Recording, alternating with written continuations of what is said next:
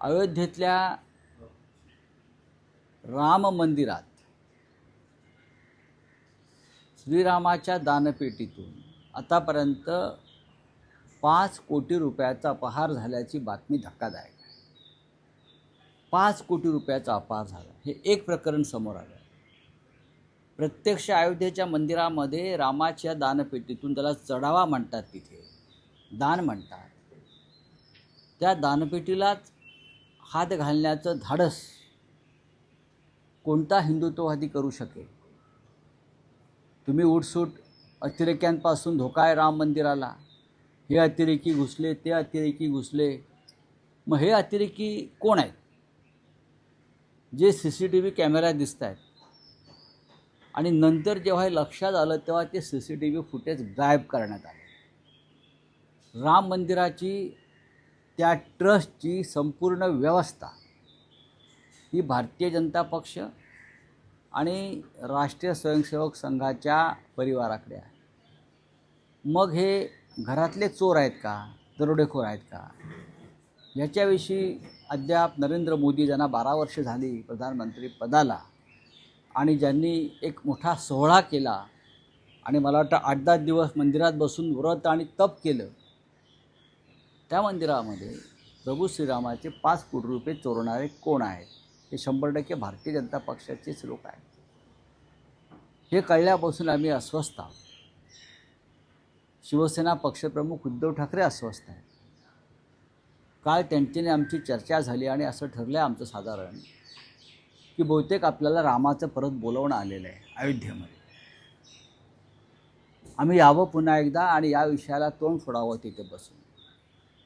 आम्ही स्वतः म्हणजे शिवसेना किंवा शिवसेना पक्षप्रमुख उद्धव ठाकरे हे सुरुवातीला राम मंदिर उभं राहत असताना ज्यांनी मोठी देणगी दिली 1 कोटी रुपये त्या काळात, ते आम्ही आहोत. त्याच्यामुळे आम्हाला त्या देणग्यांचं महत्त्व माहिती आहे. आम्ही पहिल्याच दिवशी आमच्याकडून 1 कोटी रुपयाचा धनादेश हा राम मंदिर ट्रस्टला राम मंदिर उभारण्यासाठी दिला. नंतर खूप लोकांनी दिले असतील गुप्तदान, आमचं उघड दान आहे. या दानपेटीचे चोर कोण, त्यात कोणाचा हात आहे, हे पैसे कोण पळवतं आहे वारंवार, CCTV फुटेज का गायब करण्यात आलं आहे, याची चौकशी का होत नाही? नरेंद्र मोदी ज्यांनी या मंदिराच्या प्रतिष्ठापनेमध्ये फार मोठं राजकारण करून भाजपला मतं मागितली, त्या विषयावर का गप्प आहे? या ट्रस्टचे अध्यक्ष नृपेंद्र मिश्रा हे का गप्प आहे? त्या भागातले भाजपचे एक नेते ब्रजभूषण सिंग यांनी काल सांगितलं आहे की त्या भागातले खासदार होते, अनेक वर्ष नेते आहेत त्या भागातले, राम जन्मभूमीच्या आंदोलनात ते होते. ते म्हणतात की माझ्याकडे पूर्ण माहिती आहे, पण ही इतकी मोठी माणसं आहेत की माझ्या जीवाला धोका निर्माण होईल, मी काय बोललो तर. म्हणजे असं काय आहे की राम मंदिर लुटण्याच्या या प्रक्रियेमध्ये कोट्यावधीचे नक्की कोण सहभागी आहे, ज्याची ब्रजभूषण शरण सिंग यांच्यासारख्या बाहुबलीलाही भीती वाटते?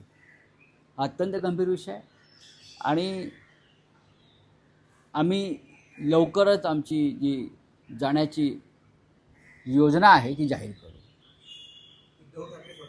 नक्कीच आमचं काल चर्चा झाली. मी त्यांच्या कानावर ही सगळी माहिती घातली. त्यांनाही त्याविषयी माहिती होतीच आणि तेही अस्वस्थ आहेत की जर हे लोक राम मंदिरात चोऱ्या करू शकतात तर निवडणुका चोरणं, मतं चोरणं, बरं विजय चोरणं हे काहीच नाही यांच्यासाठी.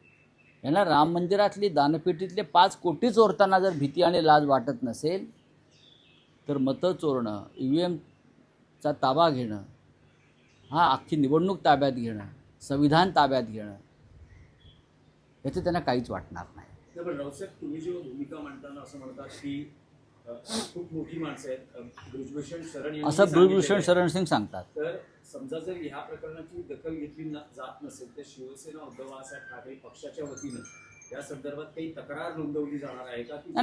असं आहे की चौकशी सुरू, असं आहे की तक्रार कशा करता नोंदवायला पाहिजे. अनेक गोष्टी उघड झाल्या. आम्ही अयोध्येत जाऊन तक्रार दाखल करण्याचा नक्की प्रयत्न करू. अनेक गोष्टी उघड झालेल्या आहेत. पैशाची अफरातफर झाली आहे मोठ्या प्रमाणात, हे सिद्ध होत आहे. CCTV फुटेजला पैसे चोरताना दिसत आहेत दानपेटीतले, आणि नंतर अचानक ते CCTV फुटेजसुद्धा जशी मतं चोरतात तसे ते फुटेजसुद्धा चोरलं गेले राम मंदिरातलं. या देशावर रामाचं राज्य नसून चोरांचं राज्य आहे, इतकंच मला म्हणायचं आहे. ठीक आहे.